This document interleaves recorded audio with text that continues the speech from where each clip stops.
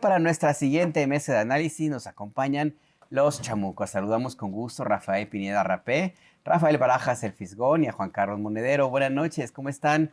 Y José Hernández, Pepito, perdón. Tocayo, perdón.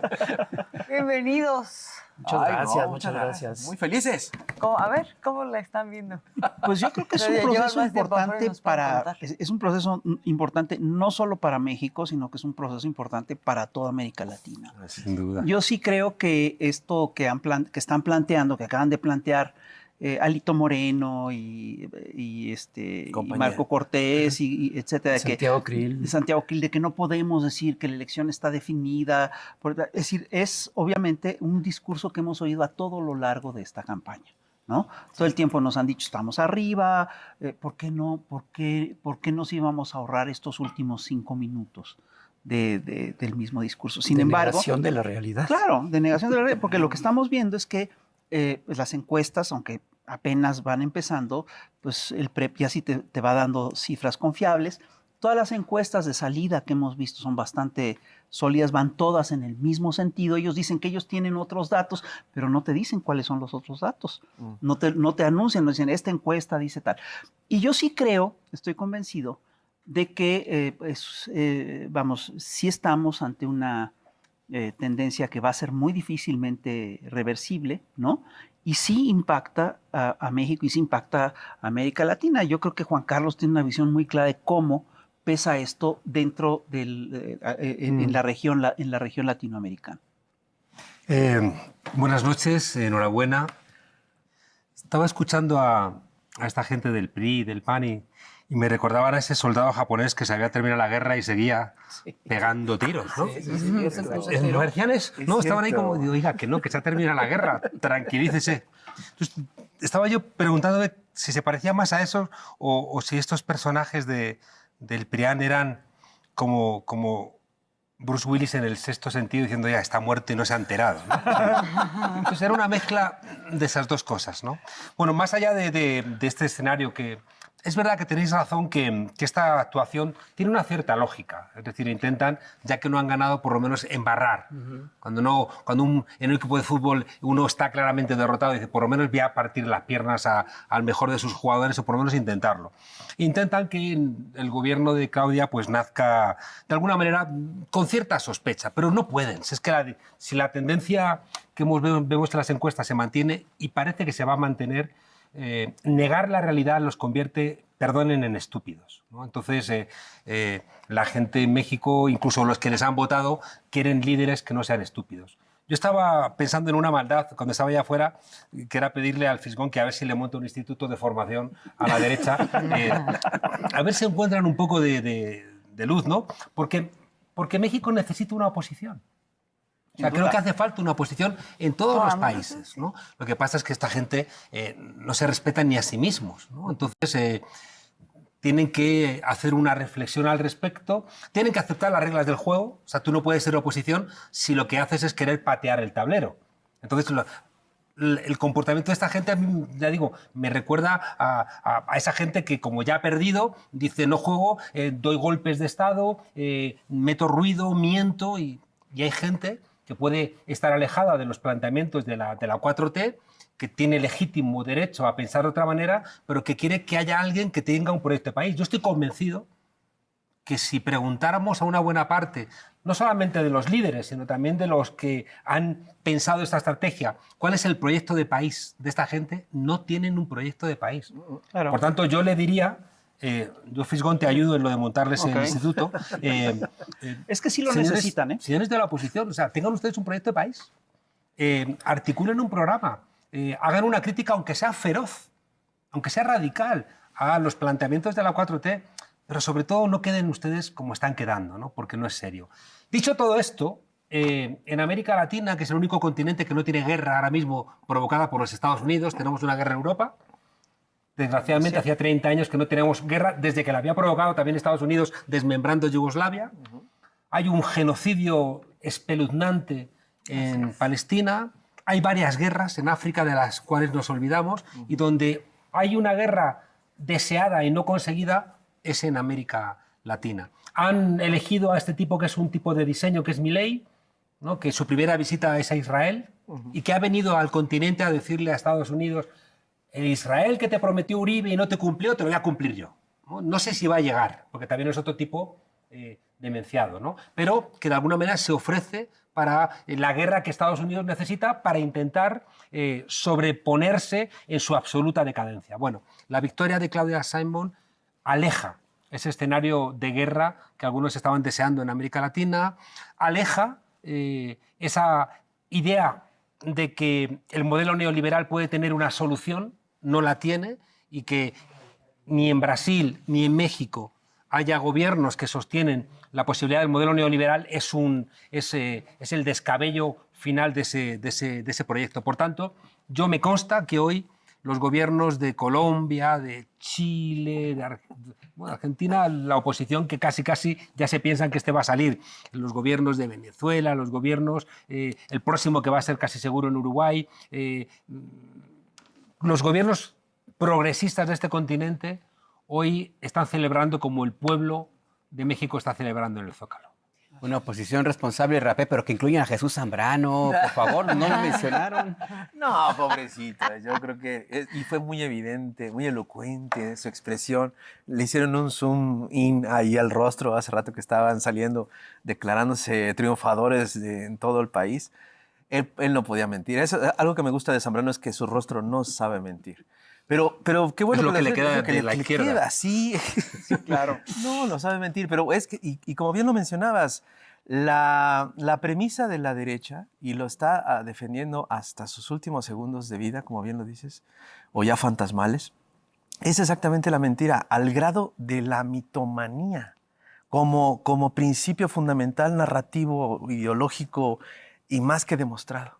Y eso es lo que estábamos platicando hace ratito, ¿no? De que si ellos, como decíamos Ibáñez, que su bandera era la hipocresía, su verdadera doctrina era la hipocresía, yo creo, y sería fatal, que lo que le quedaría a la derecha sería radicalizarse al estilo Milei, a lo que platicamos de un Bukele, que sería ya desastroso, pero que por lo menos quitarían de lado ese closet que les impide ser sí mismos, ser esa derecha, ultraderecha, cristiana, religiosa, todo esto que sí es muy peligrosa, que eso no sería lo que yo quisiera como oposición en un país, pero creo que eso sería lo que les quedaría, porque ojalá tuvieran asesores reales que pudieran ayudarles a formar un proyecto de nación, pero lo que la historia nos ha demostrado es que la ultraderecha en el mundo se va a esos extremos radicales y son muy peligrosos. Luego en la práctica no son tan así, pero en el discurso sí, y hay dos cosas que son importantes, ¿no? Fijaos ¿qué hace, por ejemplo, en Wisconsin, que es una zona muy conservadora, votando a un tipo que es consumidor de prostitución, mentiroso, ladrón, como Donald Trump, ¿no? O sea, la extrema derecha también está incurriendo en enormes contradicciones y que le funciona solamente en tanto en cuanto el odio que tienen, porque yo eso sí lo he vivido aquí, es decir, el alimento y las vitaminas de la oposición es odiar y sembrar odio, ¿no? Y ya da igual todo lo demás. Para que os hagáis una idea, el otro día cuando fue Milei a Madrid... Se construyen bases sociales enojadas. Claro, pero que es su único alimento. Fijaos el grado de locura. Vox, que es el partido de la extrema derecha, invita a Milei, invita a Orbán, invita a Meloni, a toda la extrema derecha mundial. Y hay que tener cuidado porque esa extrema derecha está comiéndole el bocadillo a la derecha clásica, ¿eh? Entonces van a Madrid el ministro de diáspora de Netanyahu, que es el tipo que está planteando de manera más belicista el exterminio de los palestinos. Bueno, pues una semana antes Vox había invitado al máximo exponente en España de la negación del Holocausto. Y les da lo mismo. O sea, pueden poner al máximo negador del Holocausto y al ministro de la diáspora de Israel. Es como cuando los antivacunas iban con una pancarta a una manifestación donde uno decía, la vacuna es un invento de Bill Gates para meternos un chip. Al lado había otro que decía, la vacuna es un invento de los chinos para controlarnos. Al lado había otro, la vacuna no existe. Entonces decías, como se lean las pancartas, esto va a terminar mal, ¿no? Entonces, es una derecha que solamente puede funcionar en tanto en cuanto odian. Cuando dejan de odiar, lo comentábamos en Madrid, esta gente, o sea, por ejemplo, la extrema derecha del norte desprecia a los del sur. Entonces, están ahí juntos porque están odiando a la izquierda. Pero cuando se van a sus países, los del sur somos los pigs, como nos llaman, los cerdos, ¿no? Y aquí, de alguna manera, ocurre algo similar. Pero fíjate, lo que yo sí veo es que sí están unificados en torno a una estrategia que es exactamente la misma que han utilizado en toda América Latina, que es una estrategia que camina sobre dos pies. Una de las patas, obviamente, es lo que es la guerra mediática, ¿no? La guerra de medios. Y yo lo que entiendo es que están ahorita un poco desesperados porque salió la CIRT a decir, a reconocer el triunfo de Claudia Sheinbaum. Entonces piden que no se reconozca eso, ¿no? Es decir, esa estrategia, eso se les complica, pero una de las estrategias, sin lugar a dudas, es una guerra mediática, y en esa guerra mediática tienen un discurso muy claro, y la otra de las patas de esa estrategia es claramente la guerra judicial. Necesitan la guerra mediática para sustentar la guerra judicial, y lo que estamos viendo, creo yo, es un intento que, si las tendencias se confirman, como parecen confirmarse ahorita mismo en la pantalla en todo el país, sí, lo que vamos a ver es cómo esa narrativa no va a funcionar. Es que ya se les complicó la Así guerra es. mediática. Un poquito. Desde que a las 8 de la noche Televisa sale y dice que Claudia Sheinbaum es la virtual presidenta, se les complica un poco que Claro. el consorcio mediático más importante del país haga eso. Cuéntenos cómo estuvo eso, porque estábamos aquí nosotros. Pues eso, a las 8 de la noche sale Televisa a decir La victoria, con que, base en las encuestas de salidas. con base en encuestas de salidas, creo que Demitovsky, que es quien creo que le está haciendo, pero no da números, pero y después viene ya toda una batería de encuestas, que excepto Massive Caller, que yo creo que pues, la oposición debería irse a vivir al país de Massive Caller, Sí, ahí claro. sería feliz, pero todas es las mismas encuestas que fueron previas, antes de las elecciones, ¿no? O sea, manejando más o menos los mismos números. Entonces, ya se les complica más porque ya empiezan a llegar felicitaciones, mencionas la de la CID. Así es. Francia Márquez, la vicepresidenta de de Colombia, Colombia, ya sí. felicitó a Claudia Sheinbaum. Yo no veo de qué manera eso lo vayan a Quisiera arreglar. plantearos una cosa, porque tiene razón el Fisgón. Como dice la Biblia, no desprecies a la serpiente porque no tiene cuernos. Es decir, que estos tipos mintiendo han llegado muy lejos. Sí, claro. Mintiendo han llegado muy lejos en muchos sitios. Pero sin embargo, Pero aquí en la campaña de México no llegaron muy lejos. Sí, pero, claro. sin embargo hay sitios donde hay vacunas y entonces la mentira no funciona. Así es. Y creo que aquí funciona la vacuna. Es decir, creo que Sí. aquí han pasado 4 cosas que hacen que la derecha esté desesperada. Y por eso yo creo que la derecha lo que tiene que hacer es reinventarse o no va a encontrar la posibilidad. Así Porque aquí ha habido un presidente que ha tenido claridad ideológica y la claridad ideológica no les deja espacio para jugar. En otros lugares te asustan, te arrugas y le compras parte de su agenda y ahí estás perdido. Aquí el presidente López Obrador ha estado firme y no se ha arrugado y ha sido muy coherente. En segundo lugar, que también es esencial, ha coincidido lo que ha dicho con lo que ha hecho. Y eso también te da muchísima fuerza. En tercer lugar, que no es menor, ha utilizado el aparato del Estado para hacer políticas públicas y le ha dicho a los poderes del Estado: operad según los principios constitucionales. El Ejecutivo tiene que ejecutar las leyes, el Parlamento tiene que hacerlas y el Poder Judicial tiene que aplicar la justicia de las leyes. Y cuando no lo hace, el presidente ha dicho: ustedes lo están haciendo mal. Sí, los He tenido la exhibido. sensación de que había por aquí antes una magistrada, pero creo que ha sido una enseñación mía, ¿no? Era la ministra Y un presidenta. cuarto elemento muy relevante se llevaría genial con los jueces de España, que llevan 5 años con el Consejo General del Poder Judicial, fuera de la Constitución, porque el Partido Popular no quiere cambiarlos, porque irían todos a la cárcel y les aplicarían la ley, y por tanto quieren jueces amiguitos. Y el último elemento decía que no me parece menor, que es el que desactiva como una poderosísima vacuna las mentiras, un proyecto comunicativo que tiene 2 premisas. Una es hablarle al pueblo sin que parezca pendejo, con perdón, es decir, hablarle al claro. pueblo explicándole las cosas, y en segundo lugar explicándoselo también en la calle. En los 2 sitios, explicándolo con argumentos, en las mañaneras Por y donde eso, fuera. lo que sucedió hoy, los resultados de esta elección, es la razón por la cual tenía la oligarquía tanto temor porque López Obrador llegara eventualmente a la presidencia. Sí, claro. Y es la razón por la que en 2006 hicieron el fraude, porque en el 2012 también hicieron una especie de fraude con la compra de votos. Es la razón por la que les daba pánico la posibilidad de que López Obrador llegara a la presidencia, porque iba a hacer esto. Estas cosas que acabas de Yo ya he visto enumerar, en las las iba a hacer, casillas, he visto y lo pueblo. que iba a lograr era la continuación del proyecto de López Obrador un sexenio más. Eso es a lo que estaban aterrados, por eso la Aguilar Camín estaba como estaba. Para mí ha sido Ahora, precioso esta mañana que he estado observando en algunas casillas el pueblo empoderado. Y lo ves. Ves ese pueblo Y argumentando. con alegría, Sí, aguantando 2 horas para votar, ayudándose entre ellos, riéndose, haciendo una broma y riéndose de la broma. Rafael Barajas, tú decías. ibas a decir algo. Ve, hay una cosa que, que yo agregaría a los 4 puntos que tú has dado, y es el desgaste mismo de los propios medios, de este aparato mediático. Todo este aparato mediático es un aparato que se ha desgastado por varias razones. Se ha desgastado entre otras cosas porque ha mentido. Se ha desgastado entre otras cosas porque arma relatos que luego no sigue.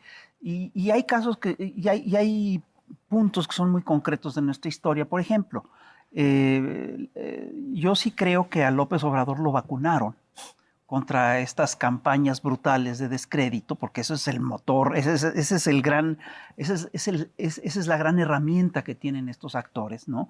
Lo vacunaron cuando se hizo lo del desafuero. Es decir, ese fue el primer caso de lawfare que hubo moderno, que hubo en América Latina, fue contra López Obrador, y yo creo que mucha gente en aquel entonces se compró el relato oficial, el relato digamos, dominante de las grandes televisoras, de los grandes medios, pero eso al mismo tiempo vacuna al personaje en contra de futuras campañas de odio y Lo descrédito. vacunó, pero funcionó un poco, pero claro. no lo suficiente para evitar el fraude del siguiente año. Pero la realidad, lo que fue sucediendo, el sexenio de Calderón Sí, claro. y después el de Peña Nieto, y enfrentar esos 2 sexenios al discurso de López Obrador, Sí, fue pero lo es que que- ya hizo que Sí, bueno, pero es que ya nadie se cualquier creyera de eso. inmunización requiere un periodo de incubación. Exacto. Tú estás hablando de cómo se incubó esta defensa, y yo sí creo que la gente tiene efectivamente un sistema de defensas en contra de un aparato mediático de engaño. Porque lo que sí estamos enfrentando es una maquinaria mediática que opera realmente como una máquina de guerra. Y lo mismo ocurre con el aparato judicial. Operan como máquinas de guerra, ¿no? Es decir, la ley no importa, lo que importa es el objetivo a cumplir. Tenemos que destrozar a fulano, tenemos que destrozar el prestigio de fulano, tenemos que decir que Monedero está pagado por el gobierno de Venezuela, tenemos que decir que López Obrador es agente filorruso, tenemos que decir que López Obrador es un narcocandidato, que Claudia Sheinbaum es una narcocandidata y que Andrés Manuel López Obrador es un narcopresidente. Bueno, esas son las narrativas que yo creo que ya entraron en crisis profunda. También entraron en crisis por la formación política que se ha dado en este país a lo largo de estos 6 años, con las mañaneras, con esta politización en las redes sociales. O sea, a mí me parece sorprendente la capacidad de entendimiento que ha tenido la población juvenil también. Claro. ¿No? Nuestros hijos, los compañeros, los amigos de nuestros hijos, en verdad, la chaviza, los chavos, en verdad han entendido mucho mejor las cosas. Y eso también se debe a que en el mismo discurso de Andrés Manuel López Obrador se ha bajado a nivel de suelo, a nivel de cancha, ¿no? Lo que dice el buen David Bach en su libro y lo analiza perfectamente. Yo creo que el día de hoy era bien importante para eso. Yo durante el día pensaba, va a ser como un termómetro muy bueno los resultados de esta elección para saber qué tanto sí se dio esa revolución de las conciencias que tanto proclama López Obrador y qué tanta influencia siguen teniendo los medios corporativos y los medios tradicionales de comunicación. Yo creo que los resultados de la encuesta sí dan bastante... Los de la elección. Ahora es el PREP, José. Sí, claro. La verdad es que los líderes de la oposición son antilujuria. O sea, que los ve uno, los jóvenes no son muy sexys, ¿no? Como para que les emocionen en exceso. En cualquier caso, yo tengo un poco de malas noticias sistémicas. Yo recuerdo que fui hace 1 año y medio, así fui al campo de concentración de Mauthausen y vi dos escuelas alemanas, porque en la formación de los niños en Alemania tienen que ir a visitar a campos de concentración al menos 2 veces. Pregunté y me dijeron que en el currículum estudiantil tiene que ir 2 veces. La extrema derecha alemana, que reivindica el nazismo, tiene un 20% de los votos. Fíjate. Alternative für Deutschland tiene el 20% de los votos. Lo cual implica que lo que enseñamos y la conciencia que desarrollamos no es para siempre. Exacto. y que esa vacuna pierde efectividad y que esa revolución de las conciencias vale hasta determinado momento y hay que volver a empezar Por supuesto. para que eso no Pero se además, refrendarlo. los virus mutan. Es Ah. decir, las narrativas que te echan encima, por supuesto que van cambiando y esas son las que te van implantando. Ahora, con todo, en este momento tú hablabas de varios personajes, tú hiciste varias metáforas acerca de la oposición, pero hay una que a mí me gusta, que es una que usa en un momento Charles Dickens. Es un personaje, una mujer que se la pasa barriendo el mar. Y que piensa que va a poder barrer el mar, ¿no? Y decía... No les metas poesía a esta gente. No, pero es básicamente... Pero si tú te Pero no fijas, quieres que haga un instituto de formación política. es básicamente un Ya ha personaje... empezado, señores de la derecha, ya ha empezado con sus colaboraciones. Por eso, Gratuito, si tú te tomen fijas, nota. ese es un personaje esencialmente cómico. Es un personaje que no puede detener las fuerzas de la naturaleza. ¿No es? Pero yo creo que eso es lo que estamos viendo. Y lo que llama la atención es que efectivamente yo sí estoy convencido que estamos ante una dirigencia que no está entendiendo lo que está pasando. Carlos Monsiváis solía decir, o no entiendo lo que está pasando, o ya pasó lo que estaba entendiendo. Ya pasó lo que ellos estaban entendiendo. Pero desde hace mucho. Desde hace mucho. Por lo menos tienen 6 años no entendiendo nada. Porque así fue todo el sexenio. Hablaba Monedero de las mentiras, de cómo mienten y de cómo los hace ver como estúpidos. Ojalá solo fuera que los hiciera ver como estúpidos. Los hace ver como mañosos, como unos viles mentirosos. Pero estamos como hablando tramposos. de los partidos políticos o de los grupos que estuvieron atrás de. En su momento, esto pretendió ser arrebatado a los partidos políticos por grupos de la sociedad civil y empresarial. Ahora mismo se ha planteado en este mismo espacio informativo la idea de que tal vez vaya a existir una disociación. La utilidad de los partidos políticos, como los acabamos de ver, bueno, el caso de Jesús Zambrano es muy evidente, y creo que ha tenido también un golpe de realidad con estos votos. ¿Qué siguen adelante? ¿Quién sobrevive? Alito, Marco y Jesús, quién sabe, pero está Claudio X González. Pues de Están los entrada enfoques. sobrevive Movimiento Ciudadano. Esa. Exacto, Jesús. Ahí sí se entendió. Como un partido que tuvo, Que sí está tuvo la entendiendo. inteligencia de leer lo que estaba sucediendo, Exacto. decidió no irse con esa alianza opositora y Ya ha sembrado fue un a poco. quien mejor le fue, fuera de Morena. Pero hay otro, perdón. Ajá. Y yo creo que ahora va Claudio X González va a intentar seducirlos. Yo no creo que Movimiento Ciudadano caiga a esta se deje. seducción, porque además fueron tan torpes en este no entender nada, que se fueron con una campaña realmente insultante en contra de Movimiento Ciudadano. Le mentaban la madre en sus spots. Claro, fueron groseros, fueron muy vulgares.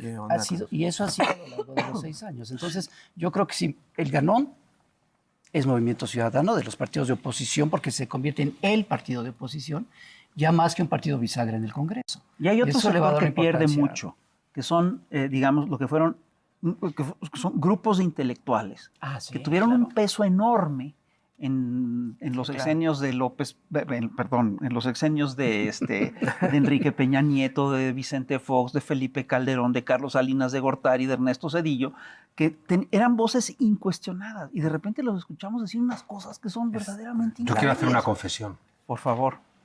Me compré un libro se llama Roger Bartra. Sí. Sí. Lo compré para ver, lo leí y me dio tanta rabia que fui a devolverlo. Ya. Y me dijeron, Exigiste que te regresaran. Sí, ¿Te sí, me devolvieron regresaron dinero? dinero. Porque estuve pensando, ¿lo tiro? Dije, no, lo voy a devolver. Este señor no puede yo comprar un libro. Me pareció tan insultante el Te libro. dijeron, Era- salida la mercancía. Sí, me miró así como diciendo, no pensó que, como no tengo cara de listo, dijo, no se lo puede haber leído en tan poco tiempo, ¿no? Y hay otra cosa que quiero decir, que viene después, ¿no? Recuerdo una vez también en un momento de no entender gran cosa la derecha en Venezuela, se montaron en un taxi así destartalado, el conductor era un hombre así negro, desdentado.